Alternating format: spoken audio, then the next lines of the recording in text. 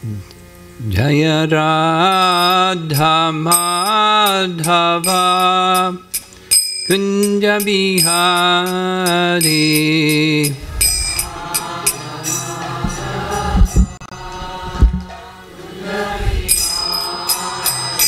Jaya Radha Madhava Kunja Bihari.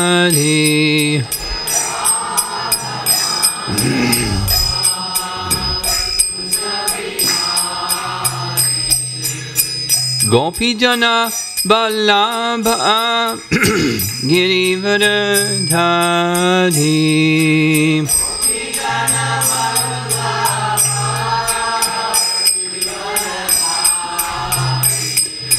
Gopi Jana Vallabha Girivardhari.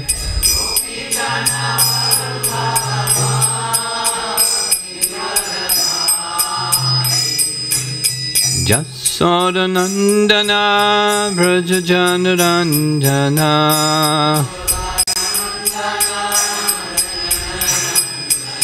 Jasodanandana Vrajajanarandana.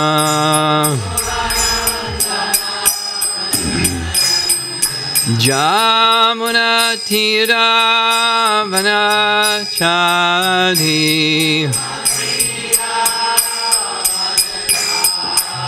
Jamuna Tira Vanachari.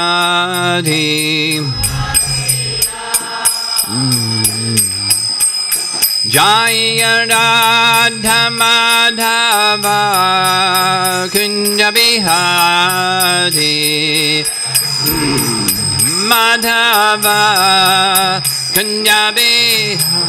Jaya Radha Madhava Kunja Bihari.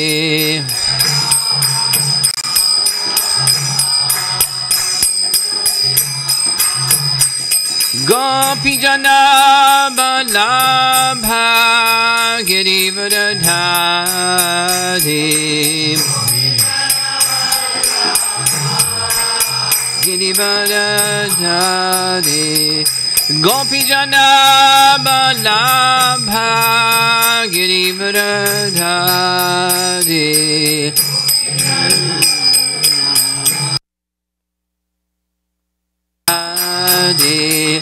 Jasodanandana Vrajajanarandana.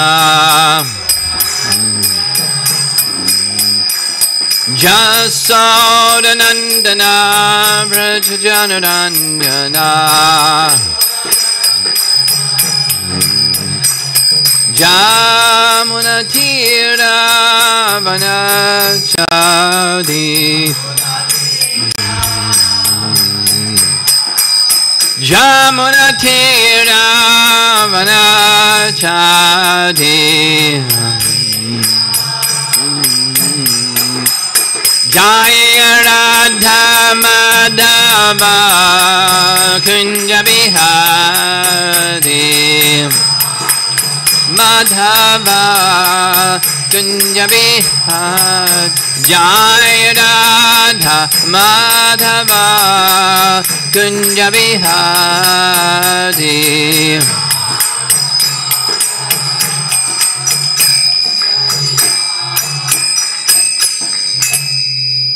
Jayo Vishnupad Paramahamsa Parivajagacharya Astatara Satasri Srimada's Divine Grace A.C. Bhakti Vedanta Swami Srila Prabhupada Ki Ananta Koti Vaishnavrinda Ki Sri Sri Radha Nila Madhava Ki Samveda Bhakta Vrinda Ki Nitai Gaur Premanandi. All glories to the assembled devotees. All glories to Sri Guru and Sri Gauranga.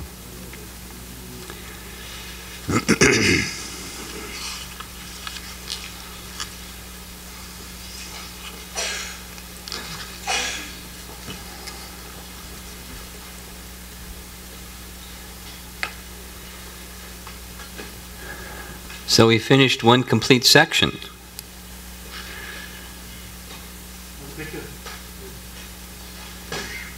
And that's the abode of Krishna Goloka Vrindavan, including Vraja and Swetadweep, and the different residences of the personalities who have that as their dham.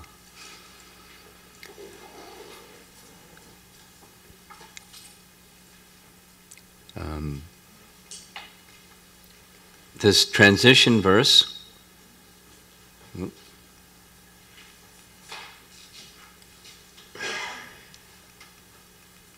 is there, what do you do?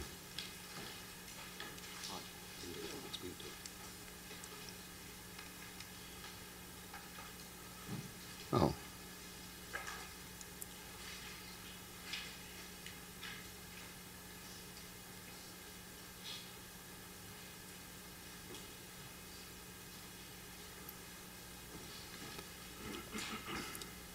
Into the next section. The next section is going to be not Govinda, but Mahavishnu, his expansion, or the expansion of his expansion, bringing about the material creation. So in our chart, it's at the bottom, or closer to the bottom, on the other side of the causal ocean, the material creation, because Mahavishnu is residing in the causal ocean.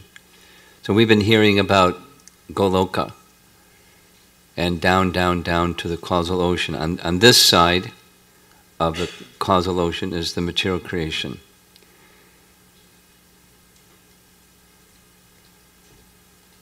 Something doesn't seem right.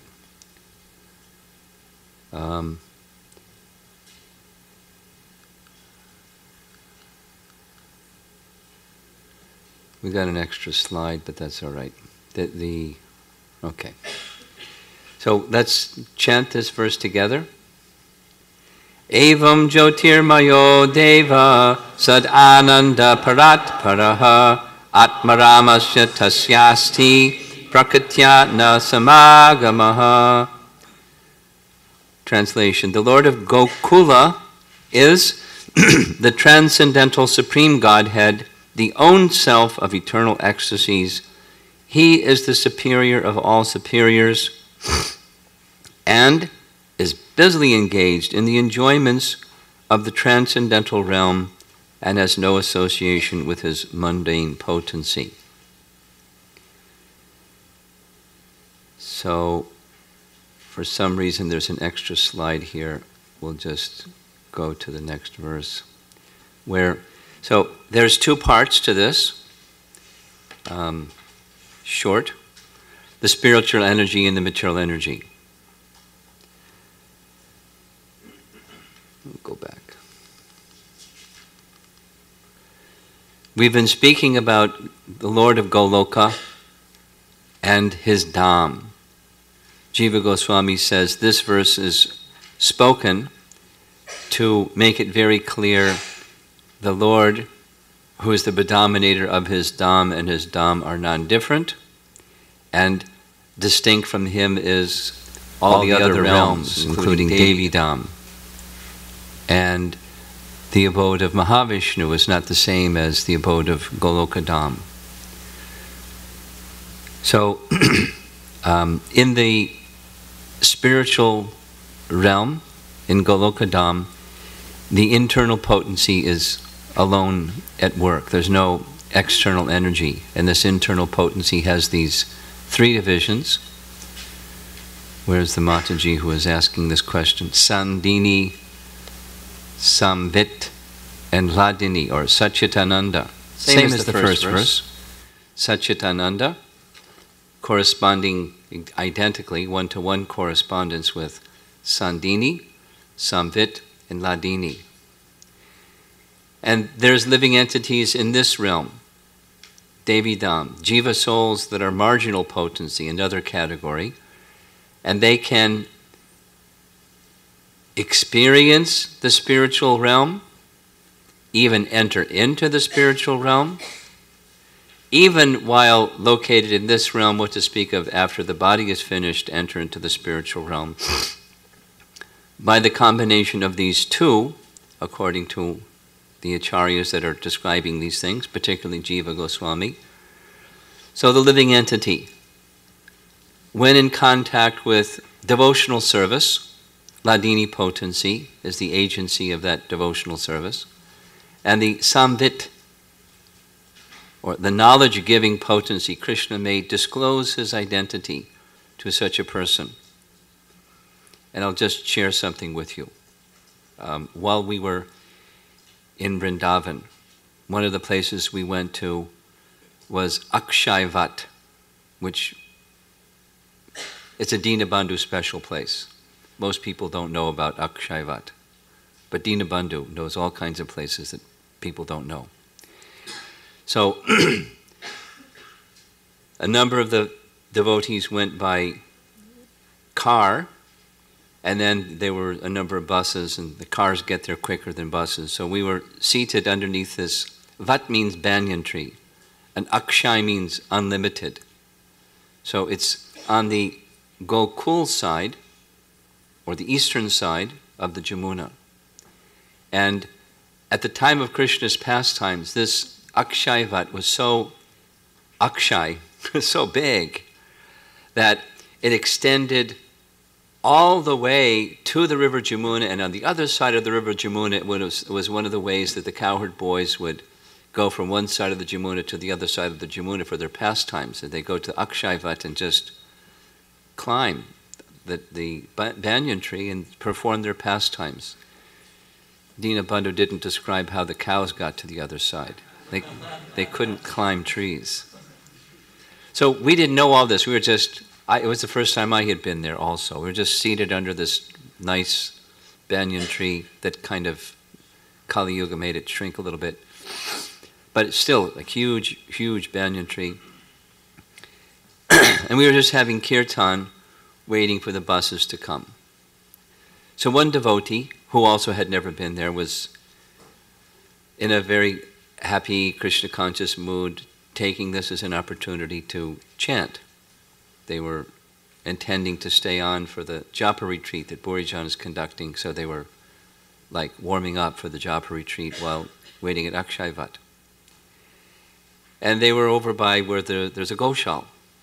And as they were chanting several rounds, waiting, because it takes a while for the buses to come, they had this meeting of the Samvit potency and Hladini potency, meaning they had this sense or premonition of Krishna and the cowherd boys. Krishna, Balaram, and the cowherd boys were in the area. And they were looking around to see where they would see Krishna and Balaram, the cowherd boys. And they described, it's hard to say how to describe this, Maharaj, but like a vision. I don't know how else to say it. Hare Krishna. Like a vision. And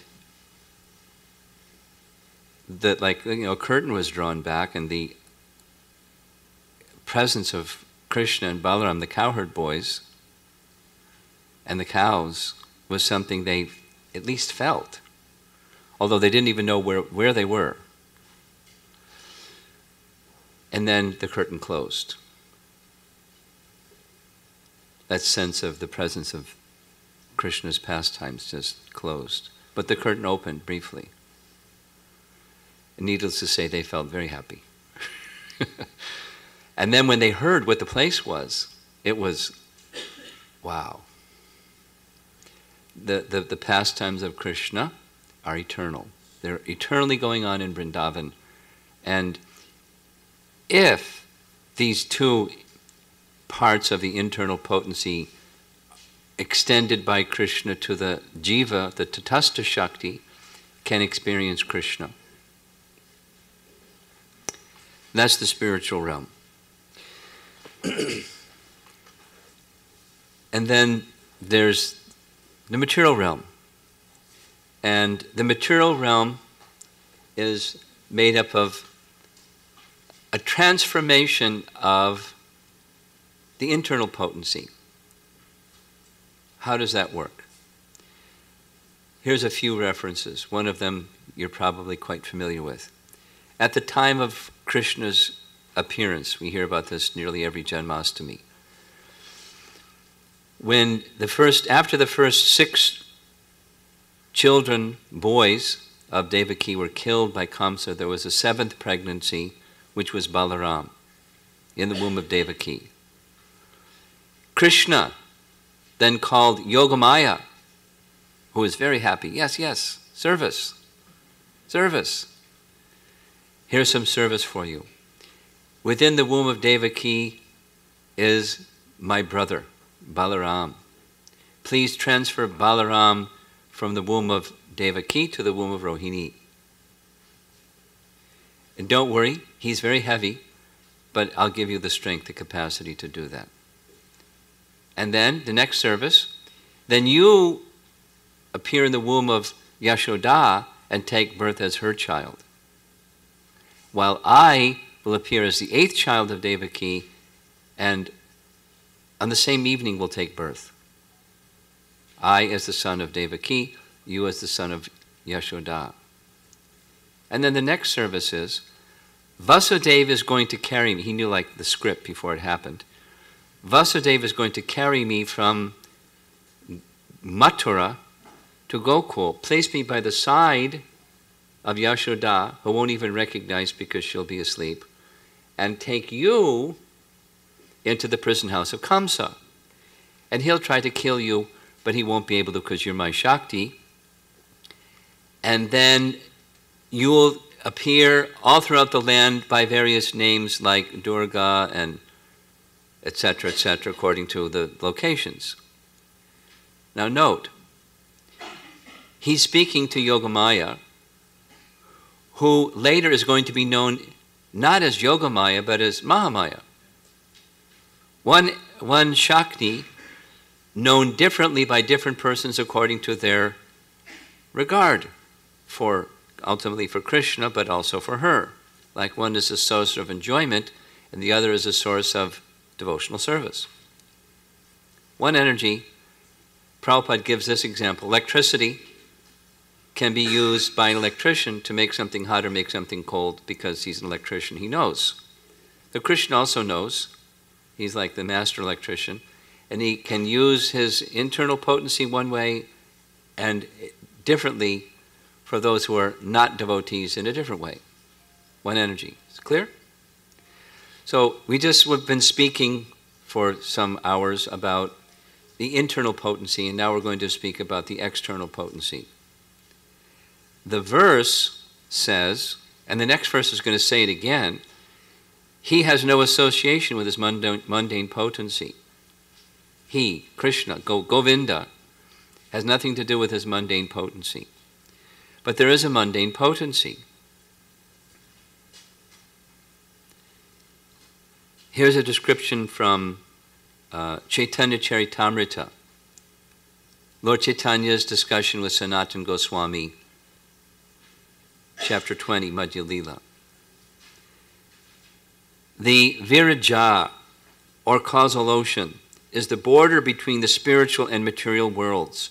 The material energy is situated on one shore of that ocean, and it cannot enter onto the other shore, which is the spiritual sky. So in our chart, below Vaikuntha, there you see that cloud area, and just below the cloud area, that's the Mahatattva, by the way, or Pradhan, and then there's the causal ocean. So on one side is the spiritual sky, on the other side is the material energy, or the material sky. So spiritual energy, material energy separated by the causal ocean. And Mahavishnu reclines on that causal ocean.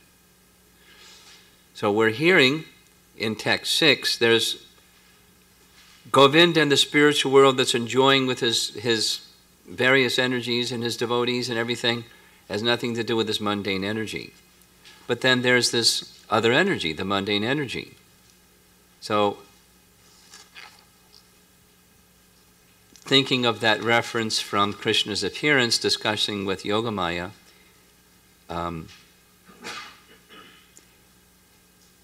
here's another scriptural reference. In this case, it's from Navadvip Dham Mahatmya, Bhaktivinoda Thakur wrote, where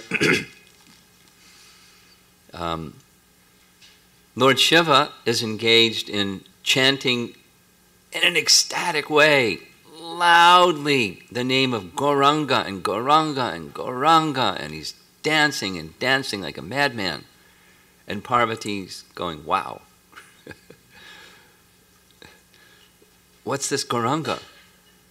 Please tell me, my Lord. And he then describes to her, the personality of Godhead soon will appear in Navadvip in a golden form, who will be called Gora Anga. Anga means limbs, and golden limbs. Gora Anga. And he'll deliver Krishna Prema to all who come in contact with him by chanting loudly the holy name of the Lord. So Parvati says, I'd like to see that form of the Lord. May I have your permission to go to Navadvip and perform austerities, and maybe I'll be able to see that form of the Lord. So he gives permission, she comes, and she engages in austerities, calling Gauranga as Lord Shiva was doing, and he appears. And she's very happy to see this beautiful form of Gauranga, but then prays. As the mundane potency, I've been delegated to this thankless task of deluding the conditioned souls and keeping them bound within the material realm. And as such, I'm ashamed to come before you. In her prayers, she says, people say that wherever there is Krishna, there's no Maya.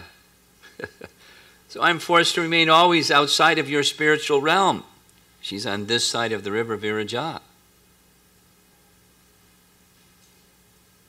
How will I ever see your pastimes? I always are away from you, in service to you, but away from you. So Gauranga says to Parvati, listen carefully. I'll read it twice because it's subtle. Listen carefully to my words, O Supreme Goddess. You are my energy. You are not separate or different from me. My one associated energy has two forms. Within the spiritual kingdom, the original energy has one form as Sri Radhika. But for carrying out activities in the material world, she has expanded herself as you. Without you, my Leela would not be accomplished.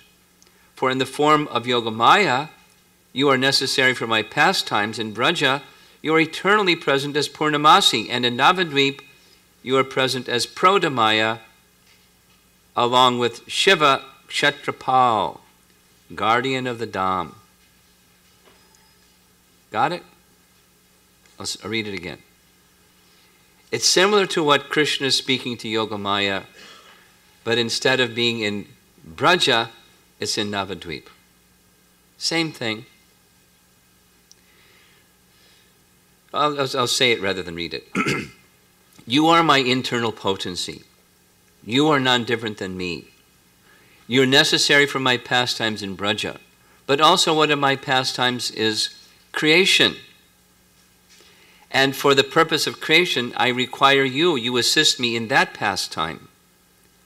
And in your station in Navadvip, you are present as Prodamaya. Prodamaya is the same thing that Purnamasi is in Braja. You assist me, Lord Chaitanya, in my pastimes, as Purnamasi assists Krishna in his pastimes. And you are present in Navadvip along with Kshetrapal Shiva, like you were asking about the deity behind the birthplace of Chaitanya Mahaprabhu. Kshetrapal, the protector of the Dham, like Gopal, the protector of cows. Kshetrapal, Shiva. He protects the Dham, people unqualified. He keeps them out. And people qualified, he gives them entrance. And Prodamaya similarly. those that are unqualified, she keeps them out. Naham prakasha sarvasya yogamaya samavrata. Have you ever wondered about that verse in Bhagavad Gita? Why does Krishna use the word yogamaya? Have you ever wondered about that? I used to wonder about it all the time. Because normally, in ISKCON, we're used to hearing and thinking of yogamaya as that energy of Krishna that assists in his pastimes. That kind of yogamaya. But here's the same term, yogamaya, saying, or Krishna is saying, by my yogamaya potency, na aham prakash. People can't see me. I'm not manifest by the agency of my yogamaya potency.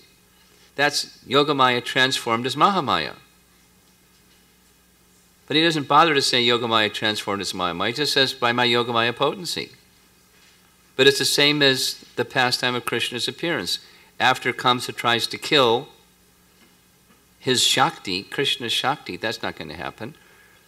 Then you'll appear in different places as Parvati and Durga and etc., etc., etc. So in Navadvip, she is Prodamaya. Those who go to Navadvip Parikrama, sometimes we visit the Prodamaya temple. And that's the internal potency. It's the counterpart in Vrindavan is Purnamasi. As we go into Vrindavan and you go to the form of Lord Shiva, who is guardian of the rasa dance, right? And in that same vicinity is a deity of the internal potency. She also gives entrance into that spiritual realm, the realm of Krishna's rasa dance. So here, Parvati is doing one thing. She's keeping living entities who are averse to Krishna very busy. So busy, when we invite them to the temple, they say, I'm sorry, I'm too busy. I don't have time. I have so many fruitive activities to do. I don't have any time to come to the temple. Maybe I'll come on Janmashtami. Because they're very, very busily engaged in material activities. And that's, so Parvati's lamenting. But she has other functions because she's Krishna's energy or Chaitanya Mahaprabhu's energy.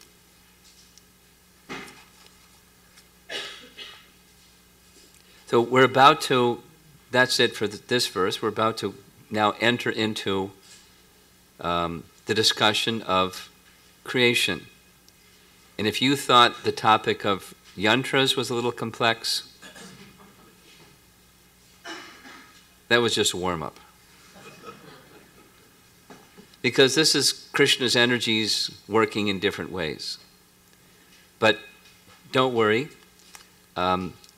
Here's a statement from Srimad Bhagavatam, 8th canto, spoken by Lord Shiva, who says, O my Lord, I, who am considered to be the best of the demigods, and Lord Brahma, and the great rishis, headed by Marichi, are born in the mode of goodness. Anybody here was born in the mode of goodness? Nonetheless, we are bewildered by your illusory energy and cannot understand what this creation is. Aside from us, what is to be said of others, like demons and human beings, who are in the base modes of material nature, Rajagun and Tamagun? How will they know you? Well, by descending mercy, a little bit possible. So the sound vibration of Sri Brahma Samhita and the explanation of our great acharyas like Jiva Goswami and those following his line will help us to understand. And this is part of the samvit potency that we just like take a samvit potency bath and become purified and elevated. Again, it's not an intellectual gymnastic thing. It's not your acumen in intellectual matters that's going to do it. Not going to do it. It's sound vibration heard attentively with the effort to try to understand it, but not in an intellectual way, in a descending knowledge way. Okay, so here we go into text 7 of Sri Brahma Samhita, the process of creation. Mayaya ramamanasya naviyogas taya saha atmana ramaya reme chakta kalam shashrikshaya. Translation. Krishna never consorts with his illusory energy. Still, her connection is not entirely cut off from the absolute truth. When he intends to create the material world, the amorous pastime in which he engages by consorting with his own spiritual chit potency Rama, by casting his glance at the diluting energy in the shape of sending his time energy, is an auxiliary activity. Auxiliary, like secondary. His primary is enjoying pastimes with his internal potency. Now, this verse specifically is referring to Mahavishnu.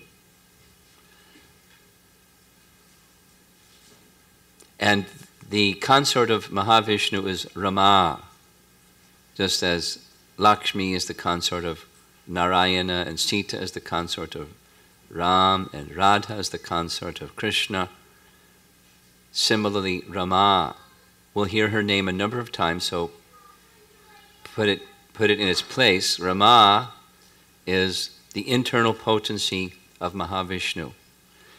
Now, just looking ahead a little bit, she is known by other names, but it's the same person. So think about this for a moment. When you see illustrations, paintings, or pictures of Mahavishnu, not Garbhodakshai Vishnu, because we see Lakshmi at his feet, massaging his feet. Mahavishnu, reclining on the causal ocean, on the bed of Anantashesh. Do you see Rama? No. Why not? Because she's within. And he's enjoying pastimes with her within. And so another name for her is Yoga Nidra. Nidra means sleep, but it's not like what we do, we turn the light off and lie down and zone out. That's what we do.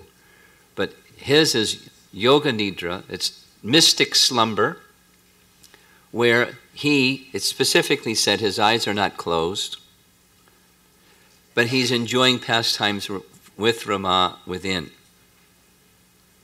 in that mystic slumber. But she's his internal potency, his chit potency, his spiritual potency, same as Sita and Lakshmi and Radha are. And the verse is saying that when he intends to create the material world,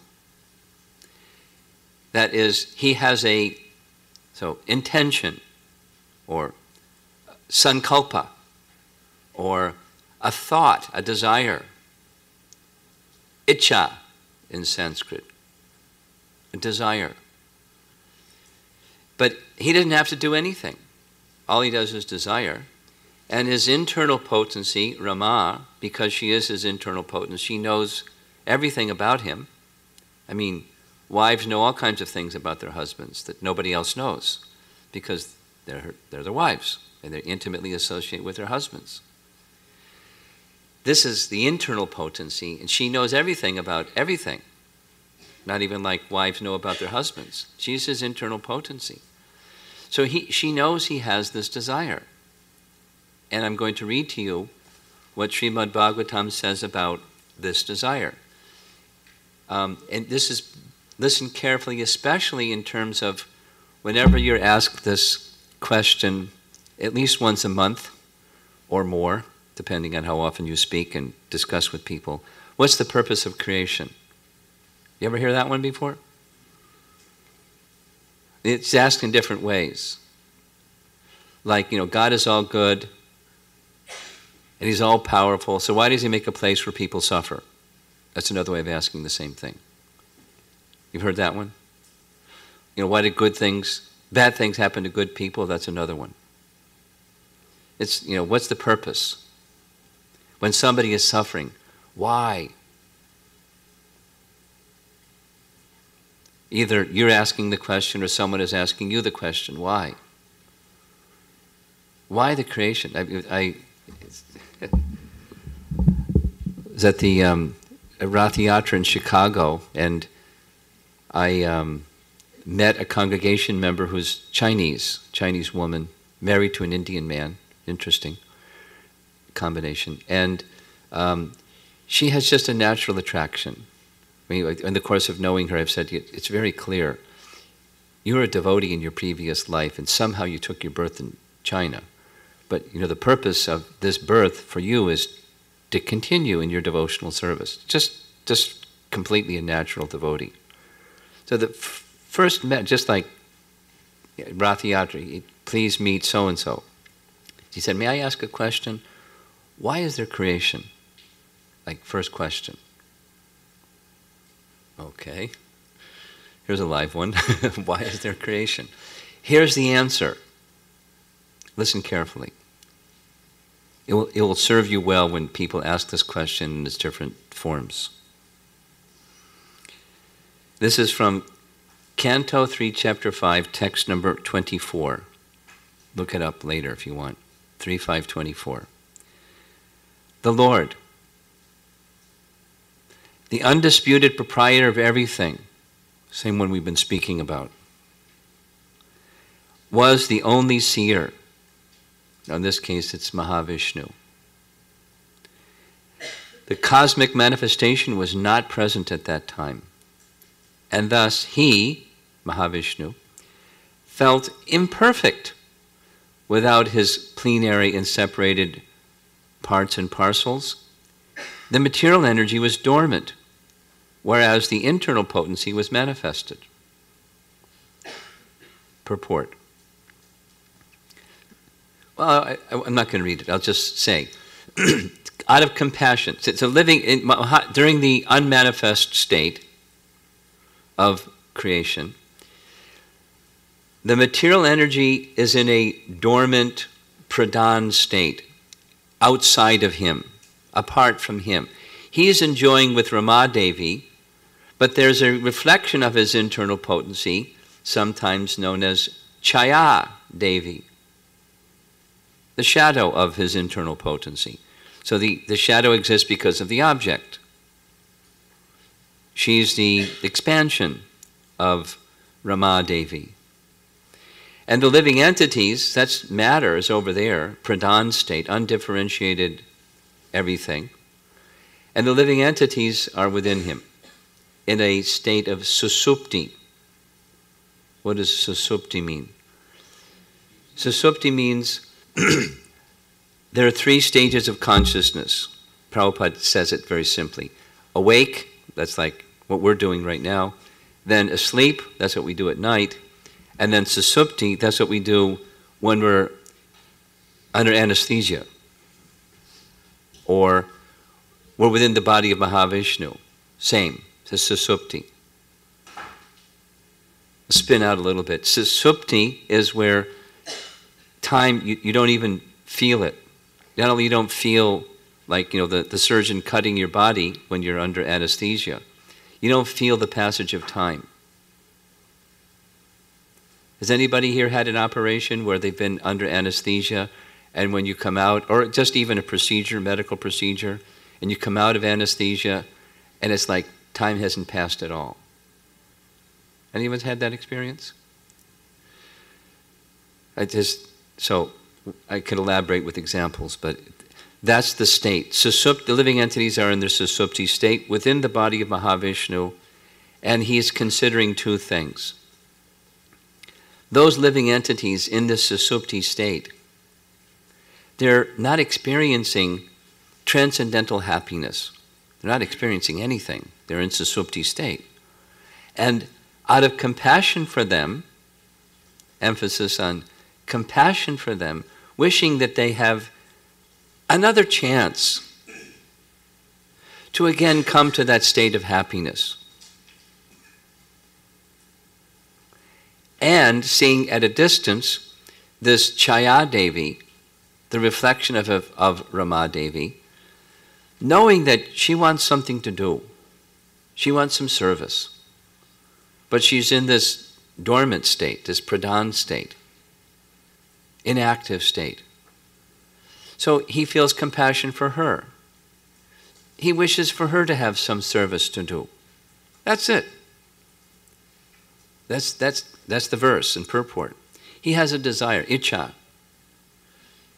So then, Rama, being his internal potency, knows that he has that desire, that will. She has all kinds of potencies in her care or charge, sub-potencies of the internal potency. And she transforms her potency and engages them along with the glance of Mahavishnu. Her Icha Shakti, her desire, willing potency, along with her time energy. Now, time is a fascinating subject. Time in the spiritual world is eternal. Remember that with this little boy. There's no beginning and end to infinity. It's eternal time. She and Mahavishnu are functioning in the spiritual potency where time is eternal. But she has sub-potencies that she can transform into the other kind of time. And so she does, because of the Lord's will. So the other kind of time and the living entities are entrusted to the glance of Mahavishnu, and time and the living entities are transferred into the pradhan, this Chaya Devi. So here you see a picture. You're not unfamiliar with this picture. This is Mahavishnu. Rama Devi is not shown because she's inside, but she's there with him, and he's enjoying his spiritual potency. But he has this desire, too.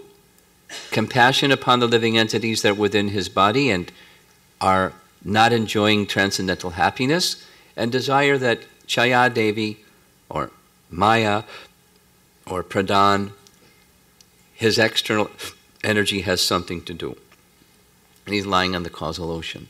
And so his glance, Rama Devi entrusts the living entities and the time energy, her time energy, into the glance of Mahavishnu. You see. Then at the end of the purport of this text number 7, you'll find something very interesting. And that is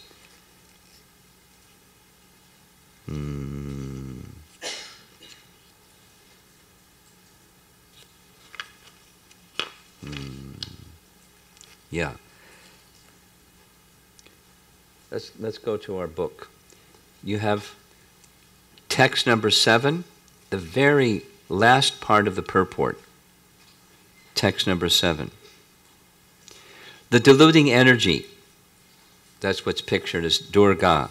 The diluting energy, as the maidservant of the spiritual chit potency Rama, serves the manifested plenary portion of Godhead consorted with Rama, so she's serving him. Time energy, representing the force of activity and instrumentality of Rama, hence there is found the process of masculinity or the creative force. What was that all about? There's 2 parts. You watch the slide. What it's going to show is the living entities are still there, but this Kala Shakti has 2 parts. Actually has many parts, but 2 prominent parts, and that is, in the language of this purport, force of activity, that's Kriya Shakti, and instrumentality is the desire of the Lord, Icha Shakti.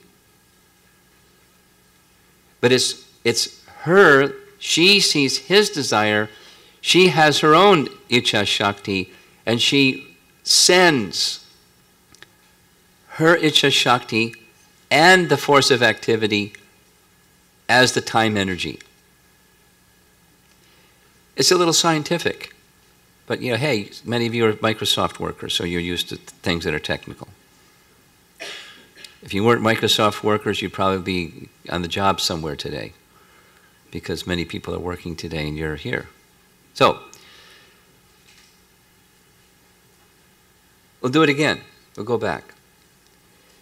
The glance, commonly we hear the glance of Mahavishnu carries these two things, time and the living entities.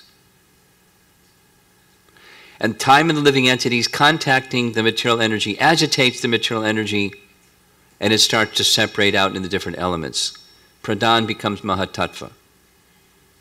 You with me? So all we're doing here is, Bhaktisiddhanta is doing, is saying this time energy, Kala Shakti, has two subparts. Force of activity, Kriya Shakti. Kriya means activity. Kriya Shakti. And the other is instrumentality is his word, which is Icha Shakti.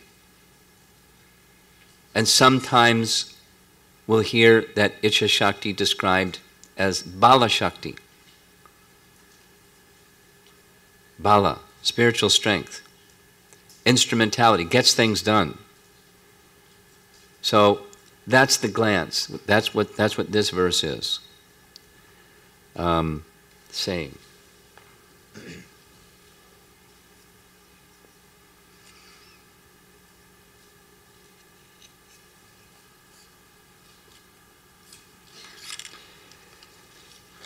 I'm going to add some points that just it doesn't modify anything. It just helps reinforce all of the little bit that I've said.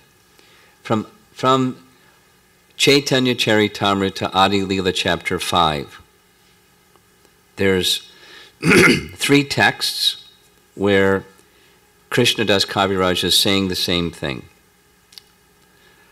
A part of a whole is called Kala. So, Sri Balaram is the counter form of Lord Govinda. So that's a direct expansion called Svangsa. Krishna expands as Balaram. His counter form or counterpart, he's none different than Krishna, Svangsa. Balaram's own expansion is called Mahasankarshan.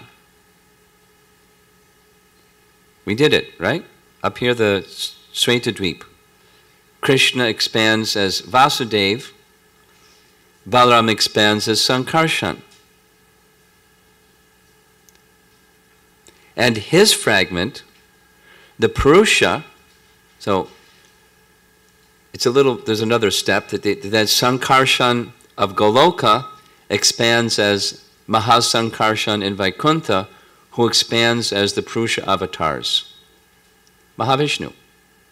So it's therefore the Kala, a portion of a plenary portion. I say that this Kala is Mahavishnu. He is Mahapurusha and is the source of the other Purushas and who is all-pervading. So Mahavishnu expands as Garbhodakshay Vishnu expands as Kshirodakshay Vishnu. The Lord of the universe, Garbhodakshay Vishnu, expands within every atom and within the heart of every living entity. Now, please note, this is an ontological description. It's not a chronological description. In other words, it's not that once upon a time Mahavishnu didn't exist, and Balaram looked at his watch and said, gee, I think it's time for Mahavishnu to exist. And boom, he exists. And Mahavishnu looked at his watch and said, I think it's time for Garbhodakshay Vishnu to exist. And then, so it's not a chronological event. It's a ontological description, or as Neela Munji was asking yesterday, what does ontological mean? It's a study of being, of what is. And there's a relationship between them, and it's a eternal, ontological relationship. Balaram expands. But it's not we think of these things in terms of time. Don't make that mistake. It's not in terms of time. It's a relationship of one entity and another entity. Okay?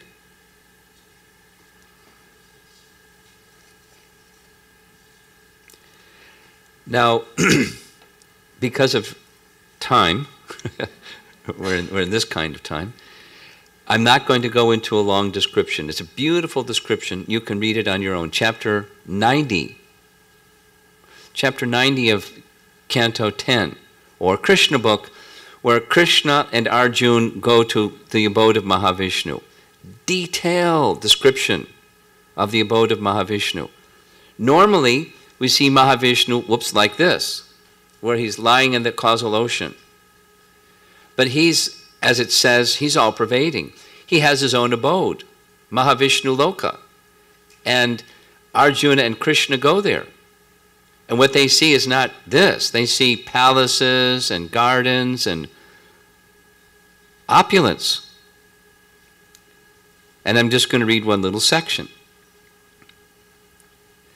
The Lord was surrounded. This is Arjuna and Krishna seeing. The Lord was surrounded, Mahavishnu, was surrounded by his personal associates, Nanda and Sunanda. And the personified Sudarshan disk was also standing by him. As stated in the Vedas, the Lord has innumerable energies. And they were also standing there, personified. The most important among them was as follows. There's 4. Pushti, the energy of nourishment. Shri, the energy of beauty. Kirti, the energy of reputation. And Aja, the energy of material creation. Mahavishnu deploys Aja when it comes to creation. All these energies are invested in the administrators of the material world, namely Lord Brahma, Lord Shiva, Lord Vishnu, and in the kings of the heavenly planets, Indra, Chandra, Varuna, and the sun god. In other words, all these demigods being empowered by the Lord with certain energies, his energies, engage in transcendental loving service of the Supreme Personality of Godhead. The Mahavishnu feature is an expansion of Krishna's body. It is also confirmed in the Brahma Samhita that Mahavishnu is a portion of a plenary expansion of Krishna. So, I read that part specifically because it's mention of the energies. If you remember, Krishna he's in the center. I'm repeating myself for a purpose. Krishna is the source of everything. So he is the source and the origin of all energies. When he expands as Vasudeva, there's all kinds of energies there. When he expands, there's Mahavishnu, and he has his energies. But they're all expansions of Krishna's energies for the service of Krishna. In this case, to serve the purpose of creation. Now here's 2 other references. Those of you that are familiar with Srimad Bhagavatam, think for a moment of Canto 1, Chapter 3, where the incarnations of the Lord are presented. The very first verse speaks of the Purusha avatars, and here's the translation.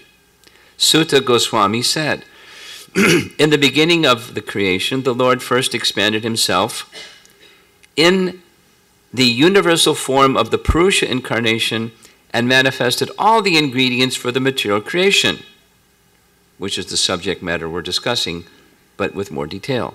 And thus, at first, there was the creation of the 16 principles of material action.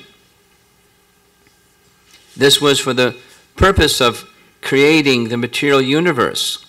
So we've heard of 3, so far 2, Kriya Shakti, Ichha Shakti. But there's 16. These are 2 principal ones. And there's another one that's going to be mentioned, and that's you'll see it in just a moment.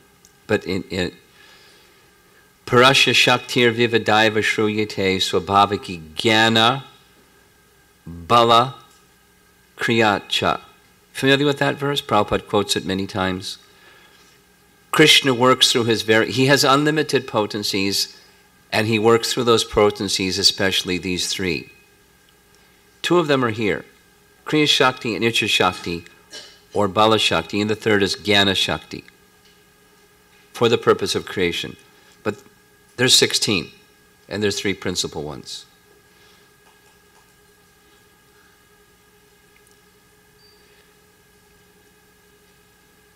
This same verse 131, Bhagavatam, is addressed in Chaitanya Charitamrita. And Prabhupada lists the 16 that were manifest at the beginning of creation. And I'll just read them. You don't have to memorize them. Shri, Bhu, Nila, Kanti, Kirti, Tushti, Gi, Pushti, Satya, Jnana, Jnana, Jnana, Jnana. Jaya, Utkarshini, Vimala. Remember her? She's also in Svetadweep, but she's also with Mahavishnu. Yogamaya, Pravi, and two more. Ishana and Anugraha. I'm not going to read them, but Laghu Bhagavatamrita gives similar list. Bhagavad Sandarbha gives a similar list. Skanda Purana, I'll just read that one, very short. At that place, 16,000 gopis were assembled with Krishna, who is considered the supreme, the super soul, at least his expansion, the shelter of all living beings. These gopis are his renowned 16 potencies. Hey, the gopis are the 16 potencies, or their expansions are the 16 potencies needed for creation. Because what do they want? They want whatever the Lord wants. And if it's helping with the affairs of material creation, yay, we'll expand ourselves and provide this arrangement. So listen to this. This continued from Skanda Purana. Krishna is like the moon. The gopis are like its phases. And the full contingent of gopis, that's 16,000 of them, is like the full sequence of the moon's 16 phases. Each of these 16 divisions of gopis, my dear Varangana, is subdivided into 1,000 parts. So the gopis expand themselves to provide the arrangements for creation. Krishna doesn't have to do anything.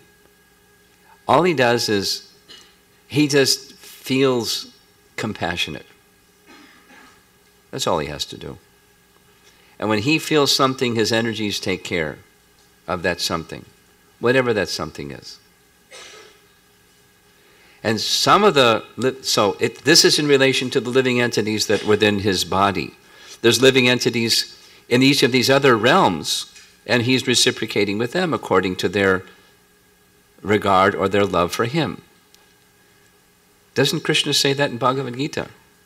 Yayatam mam prapadyante tangstadaiva bhajam yaham. Bhajam yaham. As they worship him or have regard for him, he reciprocates. That's who we're worshiping. And we'd like to extend ourselves with unmixed love for him and get that reciprocation. We want to get there. We're not there. We're mixed. But we like to get unmixed. So we do our sadhana and hear instructions from elevated souls and try to follow them.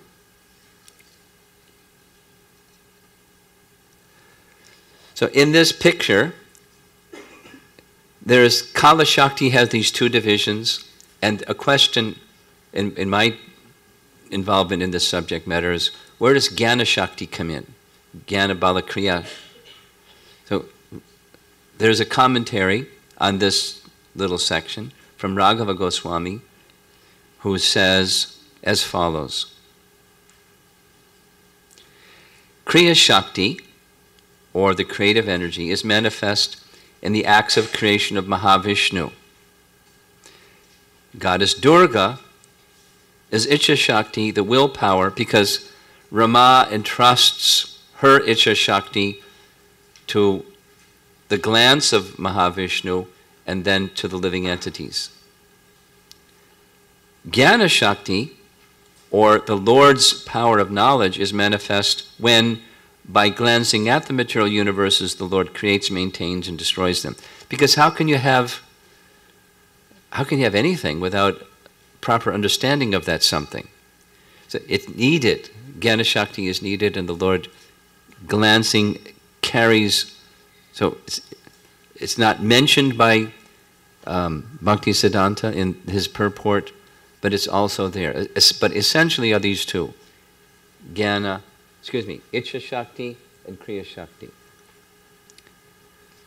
This is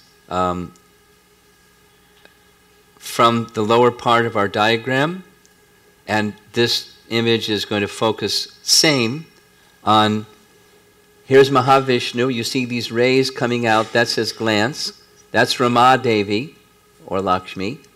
Shambhu is the glance, and Durga is the receiver of the glance. Okay? So we're almost done, or at least for this session. So let's chant together. Niyati sa Rama Devi tat priya tad vasham tada tal lingam bhagavan shambhur jyoti rupa sanatanaha yayoni sa para shakti kamo bijam mahad dhare. Translation. The secondary process of association with Maya is described. Remember, it was called an auxiliary, or secondary process. Here's the description. Rama Devi, the spiritual or chit potency, beloved consort of the Supreme Lord, is the regulatrix of all entities. There's Bhakti Siddhanta's language again. She's in charge in the spiritual world and her expansion in the material world. The living entities that are struggling in the material world, she's in charge, Durga. And in the spiritual world, Radharani. And in the Vaikuntha realm, Lakshmi. She's engaging them in whatever their activities are. The divine plenary portion of Krishna creates the mundane world, Mahavishnu. At creation, there appears a divine halo of the nature of his own subjective portion, Svangsa. Whenever you hear, he uses subjective portion a lot. It means Svangsa. It's like Balarama to Krishna is Svangsa. A direct expansion, one candle lighting another candle, like that. Svangsa, subjective portion. This halo is divine Shambhu, the masculine symbol or manifested emblem of the Supreme Lord. This halo is the dim twilight reflection of the supreme eternal effulgence. This masculine symbol is the subjective portion, remember that word, Svangsa, the direct expansion, of divinity, Mahavishnu, who functions as progenitor of the mundane world, subject to the supreme regulatrix. There's that regulatrix language again. The spiritual potency, in this case, just like the very first word in the verse, niyati. Niyati. She regulates the living entities in this world, niyati. The conceiving potency in regard to mundane creation makes her appearance out of the supreme regulatrix. That is, Maya is an expansion of her. Remember the description. Durga expands from Yogamaya. Yes? You with me? Okay. She is Maya, the limited, non-absolute, apara potency. The symbol of mundane feminine productivity. The intercourse of these two brings forth the faculty of perverted cognition, called false ego. So when the living entities in the time energy contact pradhan, pradhan is totality of undifferentiated material energy, like a big cloud. And like a big warehouse that's all jumbled up. Everything's all mixed up. The first thing that happens is the energy of the living entities and the time energy agitates pradhan, and it starts to differentiate. And the first element that differentiates out is our dear friend, false ego. So he's calling that the faculty of perverted cognition. The reflection of the seed of the procreative desire of the Supreme Lord. So there's 4 topics in this, what's left to cover. And the first one is Shambhu.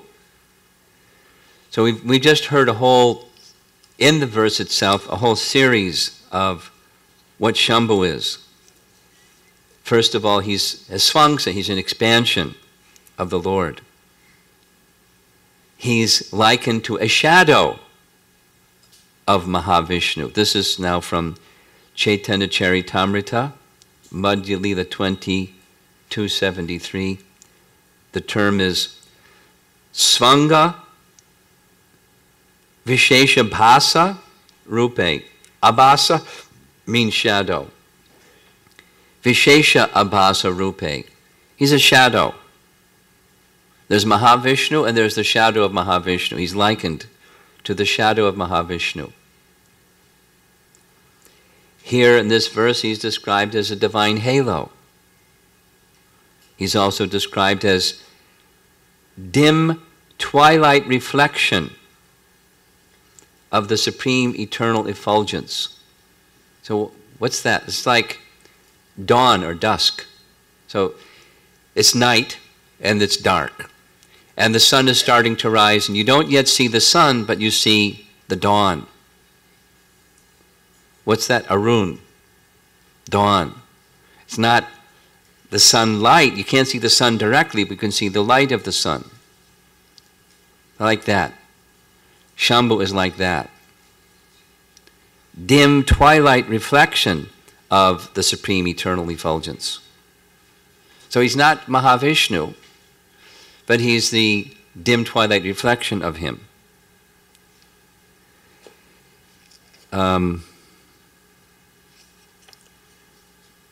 There's a couple more things that we'll say about Lord Shambhu.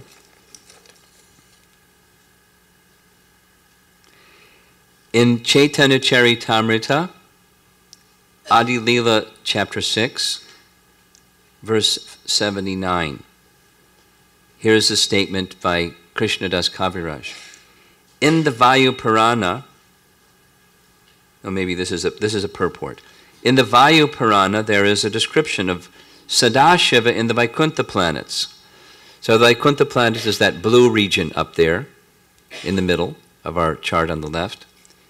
Sadashiva resides there. That Sadashiva is a direct expansion of Lord Krishna's form for pastimes. It is said that Sadashiva, or Lord Shambhu, is an expansion from the Sadashiva of the Vaikuntha planets, and that his consort Maya Devi is an expansion of Rama Devi, or Lakshmi. Okay? As above, so below, it is said. You've heard that phrase. As above, so below. This is one of those.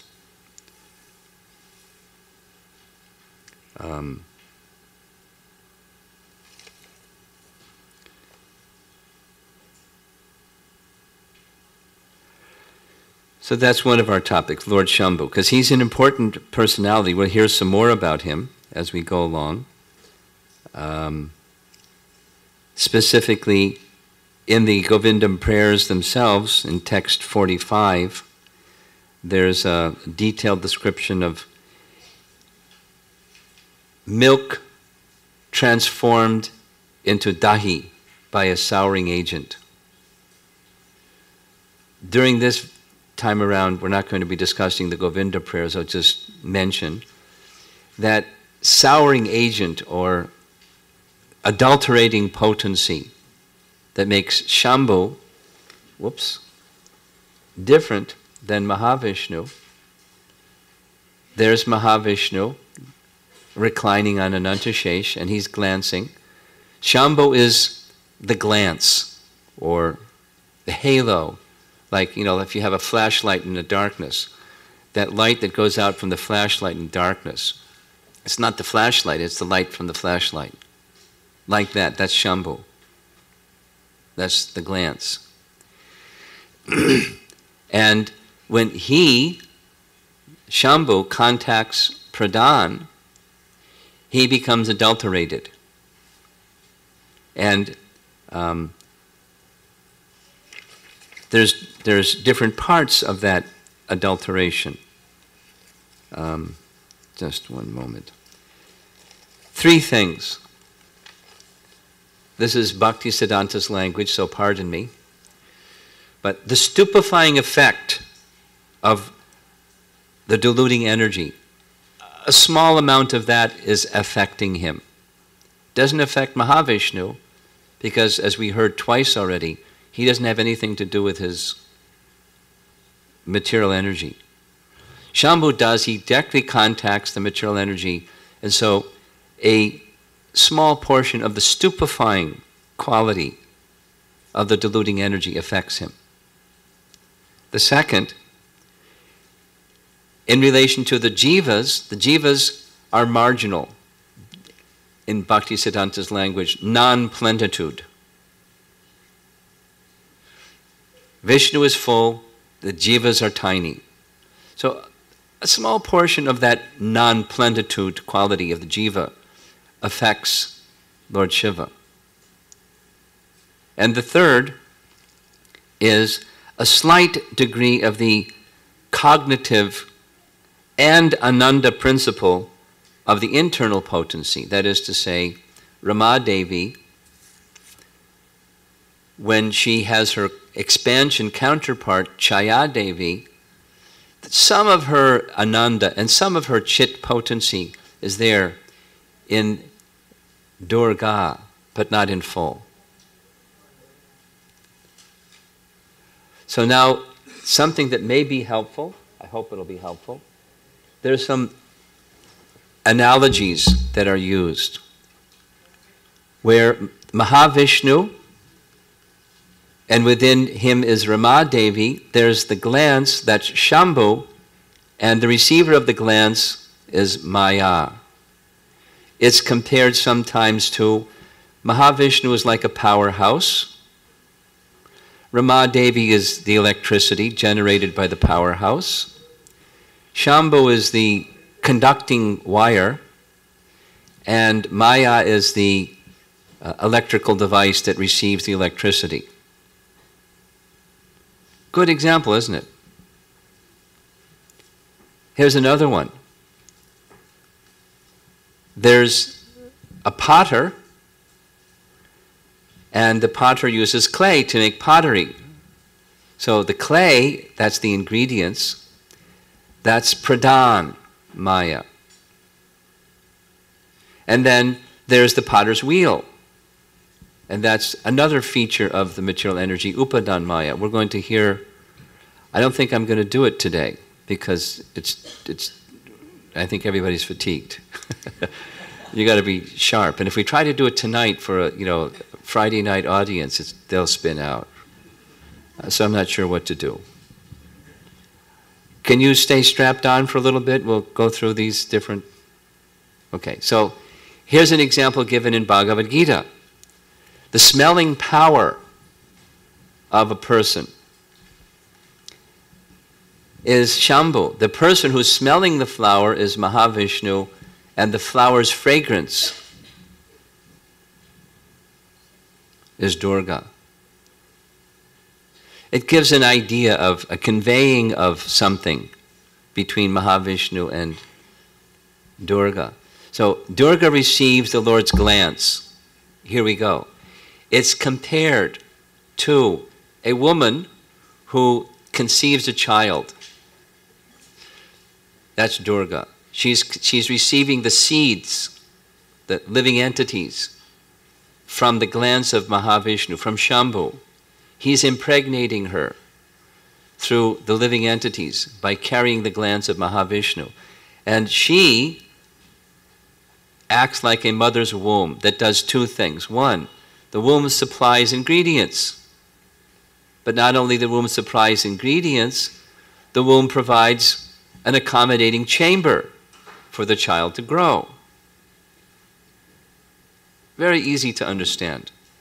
As the womb of a mother does these two things, so pradhan, or the material energy, does these two things. Here we go. It's a little technical. So pradhan has another term. Pradhan Maya or Upadan Maya, you'll find it as this reference you see from the 5th chapter of Adi Lila, is called the material causal principle. There's a material cause, and there's the efficient cause. Here's a quote from that same section, Chaitanya Charitamrita Adi Lila 5. Time, 4 things. Activity, we already heard the first 2. Kala Shakti and Kriya Shakti. Providence, that's Daivam.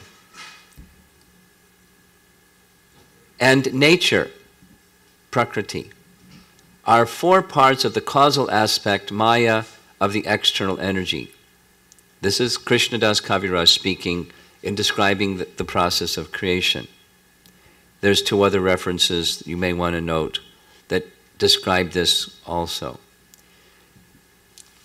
Now this causal principle, that's Pradhan Maya, or that which supplies the ingredients, that part of the mother's womb that supplies the ingredients for a living entity to grow. It has these 3 parts, Jnana Bala Kriya. Same as this verse from Shvetashvatara Upanishad, Parasya Shaktir Vivadaiva Shruyate Swabhavaki Jnana Bala Kriyacha. Those that have heard Prabhupada speak, like heard his recorded lectures, you're very familiar with this verse. He speaks about it all the time, refers to it all the time. So that's the causal portion, or the material causal principle, or that which supplies the ingredients, that part of material nature.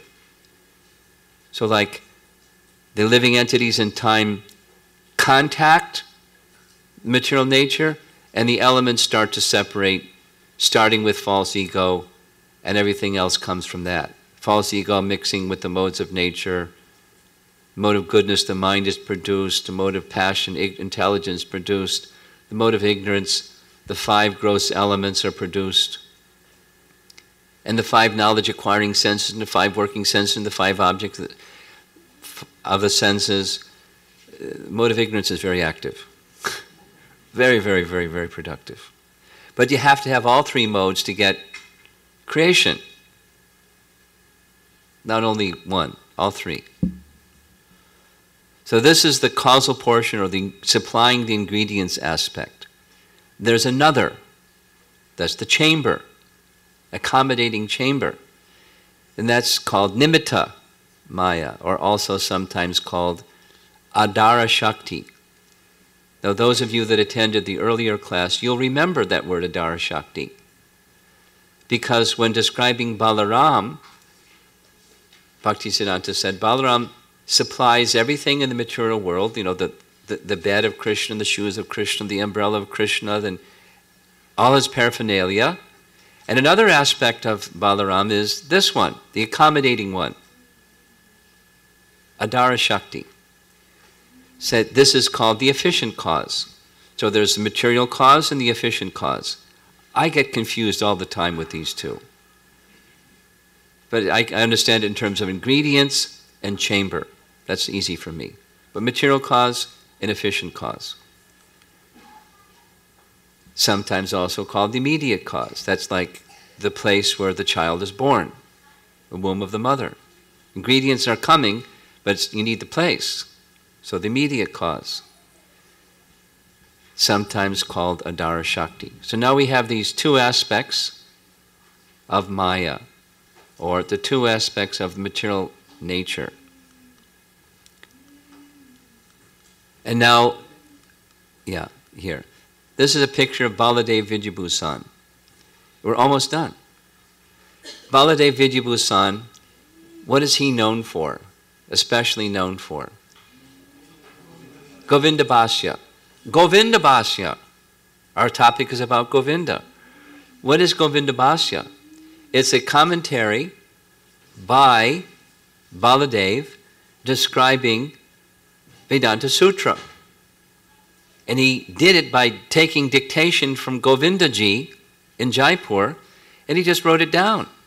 And he's explaining the very same subject matter, part of it, because part of Vedanta Sutra is describing creation. So he described creation in his Govinda Bhashya and says the following. Very interesting. The ultimate cause is Govinda. Just as the external energy consists of two parts, the efficient cause nimitta and the material cause upadan, Maya being the efficient cause and pradhan being the material cause, so also Lord Vishnu, the Supreme Personality of Godhead, assumes two forms to create the material world with the efficient and material causes. Now what is he saying? As Maya has these two aspects, Vishnu has two aspects. He's called Karna Dakshai Vishnu when the glance of Vishnu is making the arrangements for the accommodating chamber. And he's called Advaita Acharya when that portion of the glance of Mahavishnu brings about the ingredients. So one is called the efficient, the other is called the immediate cause. The efficient cause is Advaita Acharya. So therefore we know him as Mahavishnu, isn't it? Sri Krishna Chaitanya, Prabhu Nityananda, Sri Advaita, he's Vishnu Tattva. He's Mahavishnu, but he's specifically that aspect of Mahavishnu who, by his glance, he excites the material energy and the elements unfold.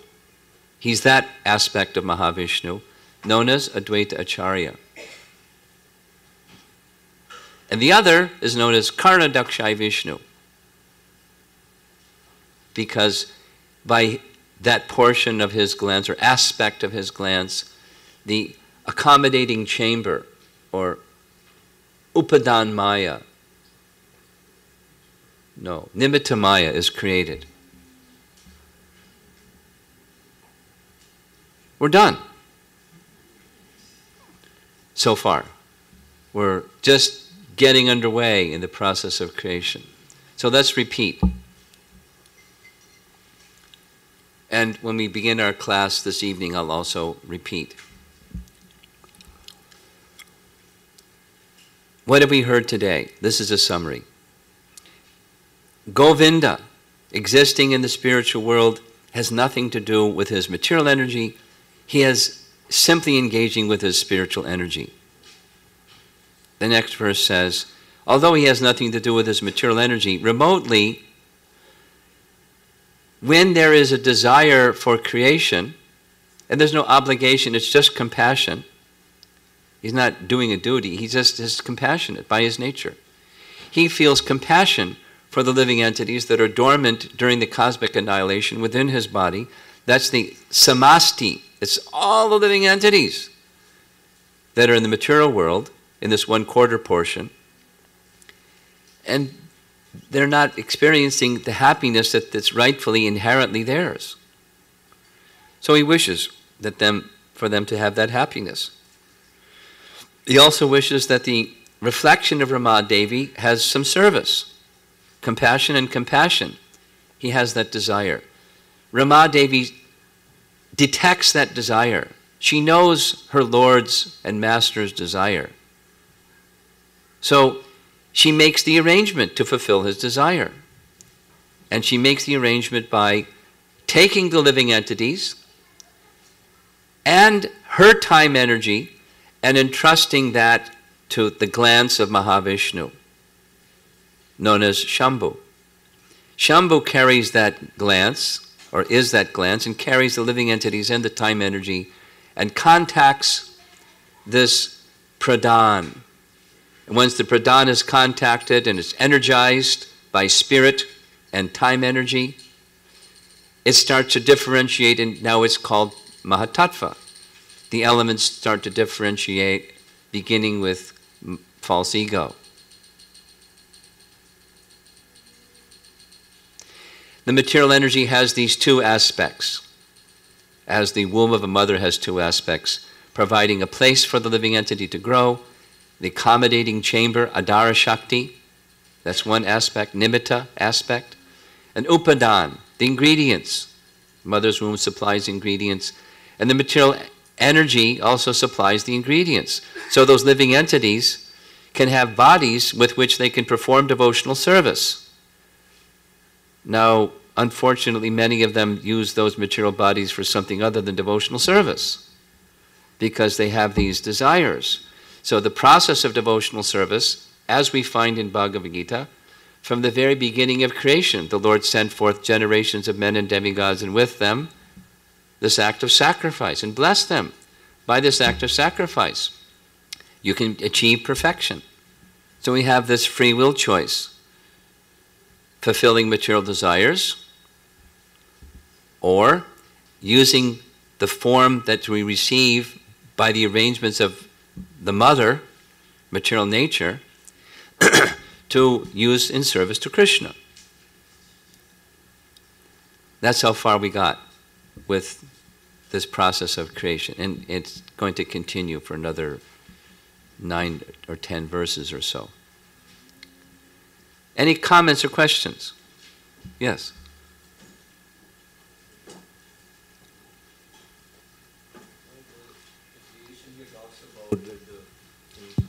That the living entities are already in the body of Mahavishnu. Yes. But the very first time when the living entities come from the spiritual realm to the material, that's not covered as part of? That's right. Thank you. It's not discussed at all. The origin of the jiva is not discussed at all. Or the fall of the jiva is not discussed at all, both. And I prefer to not get on a line of discussion on that topic, please. If that was your question, please don't ask it. Go ahead. So Maharaj, you said that in the spiritual realm, the Sadashiva is nothing but the Swamsha of Krishna. Yes. So in the material realm, the Shambhu is a reflection or the dim twilight from Mahavishnu. Yeah. So how is that from Sadashiva and Shambhu? What is the relation? Sadashiva to Mahavishnu, who is also a Kala, and Shambhu makes his appearance in the form of the glance of Mahavishnu. So he has his existence, and he is an expansion of, as it's said, from the spiritual world, Sadashiva. But he has a function, and that function is contacting Maya. Now we're still within the causal ocean, correct? And when milk comes in contact with a souring agent, milk becomes curd, and curd is nothing other than a milk product. Similarly, Shambhu, who's the glance within this, before there's contact with matter, is apparently of the same nature. In fact, it says, Svangsa of Mahavishnu. By contact with matter, he becomes transformed by the adulterating principle, and the three in number. Let us discuss this when we go to next session, and we'll cover in text 45 in detail. How's that? Okay. Postponed description on this topic. Yes. In fact, it's 44, 45, and 46. All three of them discuss Lord Shiva in much more detail than we're going to have time for right now. Yes? So, Maharaji, Chaya Devi is the expansion of Rama Devi. Yes. And Durga Devi is the expansion of Yogamaya. Yogamaya. So if Chaya Devi and Durga, Yes. Durga are the different? No. No. Yes. They're the same. Yes. No, they're not different. Yes, they're the same. But please understand, nomenclature has to do with application. You with me? Like, your friends at work may call you something. Your boss may call you something else. Your wife may call you something else. Your children may call you something else. You're one person. Depending upon the situation and the relationship, there may be a nomenclature difference. Similarly, Chaya Devi, Maya, Durga Devi, and etc., etc., etc., has a lot to do with the relationship and the particular circumstances. But it's the same personality, different aspects of the same personality, therefore nomenclature is different, but the same personality. Does that help? Good. Keep going. Go ahead. Second clarification. Yeah. So, the Ganga which comes on the earth, that is coming from Sadashiva, or that is coming from Shambhu? Who? The river Ganges. The river Ganges. The river Ganges. Correct. Well, you know where the river Ganges comes from. When Vamanadev pokes his foot, second step, through the coverings of the universe, right? What's on the other side of the coverings of the universe? The causal ocean. That's where the river Ganges comes from. So, And then that river Ganges descends into the universe. So it holds on the Shiva's head. Yeah. Right, on the, by the. Well, he's a pretty capable person. We couldn't do that, but. So was it Shambhu or was it Sadashiva? Okay. Lord Shiva, but qualified. By that I mean, Shiva Tattva is, we've already entered into it a little bit, and I'd like to postpone it until we get to text 44, 45, and 46, because the topic is very complex. Lord Shiva has multiple residences. One in Vaikuntha. When you read in Brihat Bhagavatamrita, just outside the coverings of the universe, Mount Kailash, and at the lower regions of the universe. He's got lots of different residences, and he has different aspects, and he's a very complex person, or tattva. Shiva tattva is very complex. So now back to your question. It's Lord Shiva. Don't ask anything more on that topic, please. We'll do it another time when we get to those verses about Shambhu. Okay? Or Lord Shiva. Online, go ahead. Yes, this question is from Arvind Prabhu. He says, Prabhupada in his lectures mentions that if we were to be aware of reality, we would loudly protest at our current deplorable condition. My concern is, through your kind sharing of this deep subject matter, that we are being made aware of reality, but still, I'm not resentful of the current situation. I'm not Resentful. resentful? Yes. Of I am not material- resentful of the present circumstance? of the present material situation that I'm in. Okay. So I guess his question is, what should he do? Or Well, Krishna can take care of that. He can just like break you or something, cause enormous pain and suffering, and then you can be resentful.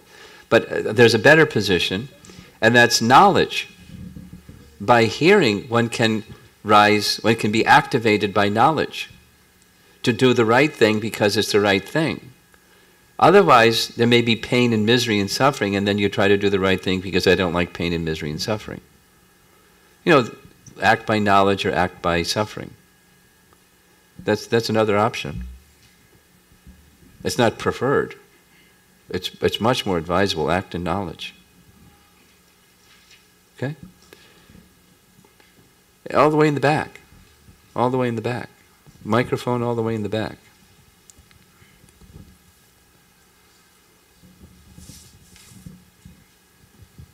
Thank you, Maharaj. Maharaj, today we talked about creation, right? So what is the Brahma's role here? Brahma also is a creator. Now he's going to come later. This is Sarga, and later comes Visarga. Sarga means the creation of Vishnu. And after Vishnu does what he does, Brahma comes on the scene and does the rest. So stay tuned. We'll get there. This is Sarga first. There are 10 topics in the Bhagavatam. We're now discussing one of them. Sarga, the creation of Lord Vishnu. Part of the creation of Lord Vishnu is to bring into life form Lord Brahma. And then Brahma does what Brahma does. That's Visarga. So the material world is not yet created. Oh no, we're just getting elements right now. Stay tuned. Hare Krishna. Yeah. Yes, over here. Oh, go ahead. Go ahead. Hare Krishna. So, if we are in the body of Mahavishnu, then are we not getting purified? Why do we again fall back into different species? Your question is, during the time of cosmic annihilation, yeah, when the living entities are within the body of Mahavishnu, yes, why are they not purified by being in the body of Mahavishnu? Why do they have to come again into the creation? yeah, that's your question? Yes. Well, it's the very same reason why we're in the material world to begin with, which is we've got an attitude problem.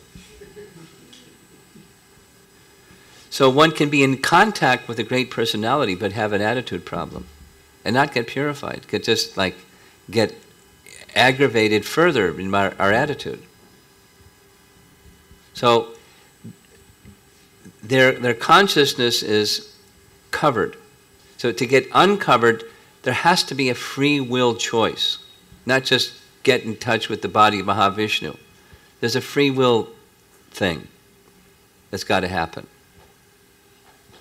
And they're not even in the free will space because they're in susupti.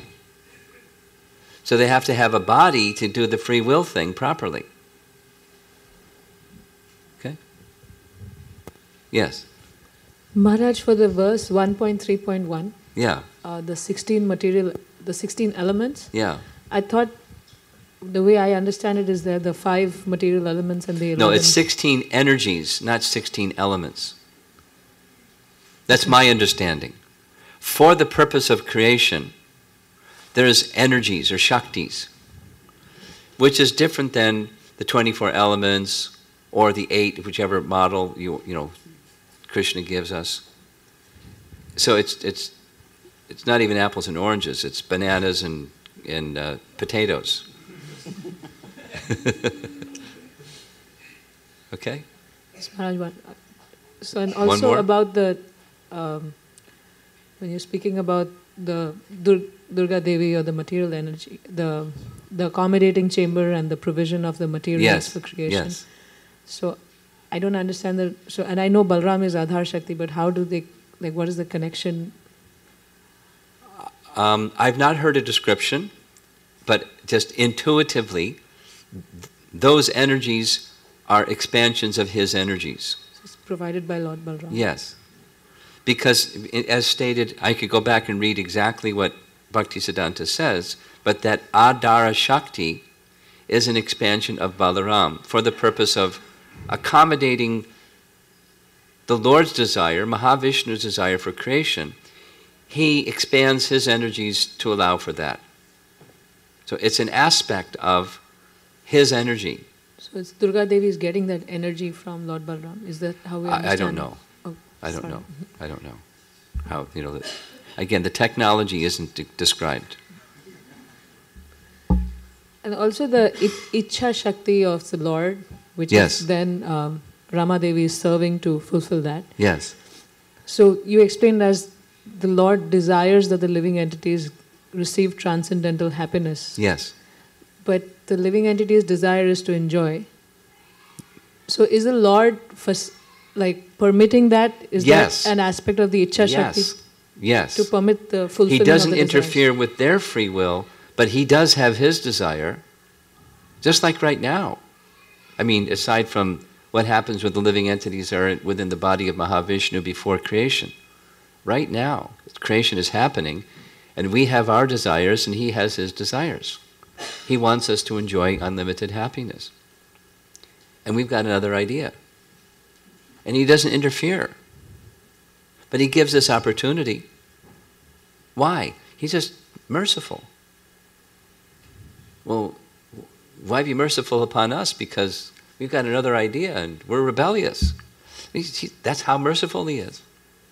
He's still inviting us and making arrangements for us. But he doesn't interfere with our free will. It's something we have to decide, yes,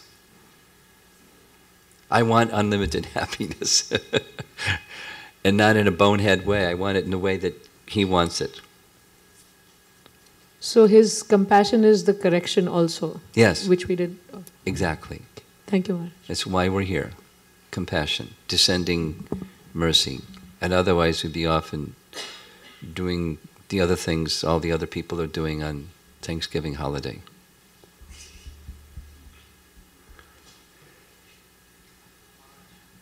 Yes. Maharaj, so between the Vaikuntha and Golok there is Ayodhya. Yes, there is. So is Lord Rama and Sita eternally there in Ayodhya? Yes. But he expands himself to appear in different Ayodhyas in different universes. So what is the origin of like Sita Devi there? I mean, you talked about multiple energies. What's the Sita Devi? Like say the whole sentence. So what is her origin? Like where does she? She's eternal. There's no origin. Or who's the ontological? Like where does she expand? She's expansion of everything that's below Goloka is an expansion from Goloka. Now there may be sequences that I'm not familiar with and somebody that's a Ram Bhakta may know. But I'm not a Ram Bhakta. I only know what our acharyas have given us, and as Ram and Lakshman and Bharat and Shatrughna are expansions of the Chatravyuha of Goloka, so Sita is an expansion of their consort in the spiritual realm, in Goloka. And ultimately from Radha and Krishna, because Vasudeva, Sankarshan, and Pradyumna and Aniruddha are expansions of Krishna and Balaram, and their expansions in turn. So on the same lines, like what about Rukmini Devi? Rukmini Devi? Yeah. Like where does she come from, or whose expansion? She's the expansion of Radha. Excuse me, she's the expansion of Chandravali. And Satyabhama is the expansion of Radha. Yeah, wow. Well, Rukmini is the right wing, and Satyabhama is the left wing. When Krishna says to Rukmini, I don't think I'm good enough to be your husband. You know, that whole speech he gives. Hearing, she just falls to the floor like a cut banana tree. And Krishna's appreciating how much love Rukmini has for me. But then there's the left wing. You know, so it's different natures, and Krishna likes all of them. Not only the right wing, but the left wing. Out of love, not out of, being a smart aleck, or hard to get, or, troublemaker, or unsubmissive or something. Out of love.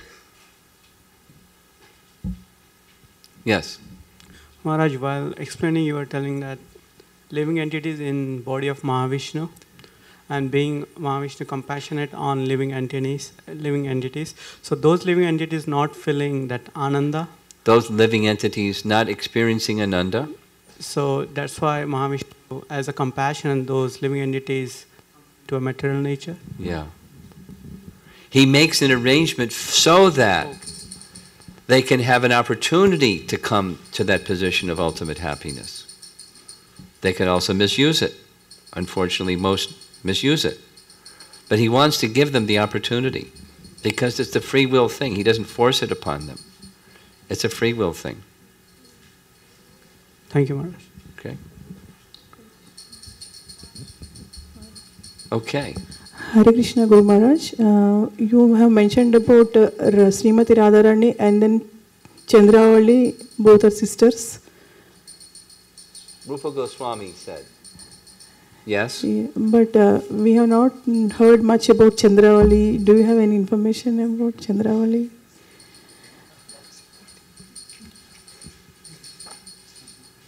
Our acharyas don't speak much about Chandravali.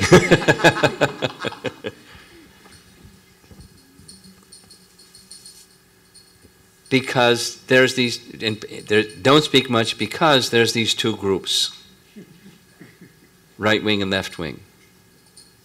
Here's one from Bhakti Ratnakar. Raghunath Das Goswami resided at Radhakund. He resided at Govardhan Hill, but primarily at Radhakund. His bhajan kutir is there at the Gopinath temple. You've seen? Yeah? I must have seen. Huh? I must have definitely seen when I went to Vrindavan. I couldn't understand. What did you say? Okay, when you go, you can see. His bhajan kutir is there, and his samadhi is nearby. Excuse me, his samadhi is there and the bhajan kutir is nearby. So anyway, he's known that he ate very little, yes? Very austere. So every other day he would take a palmful of buttermilk, chash, every other day. So some of his associates, they wanted to give him a little more than a palmful. So they made a leaf cup, and it was a big leaf cup. And they gave him chash in a big leaf cup, and he started drinking. And he was remarking, where did you find these big leaves? I've never seen big leaves like this around here at Radhakund. And Bhakti Ratnakar says that as he was drinking, they said, oh, at the place where Chandravali resides, we found these big leaves and we stitched them together, made a leaf cup. And immediately threw it to the side.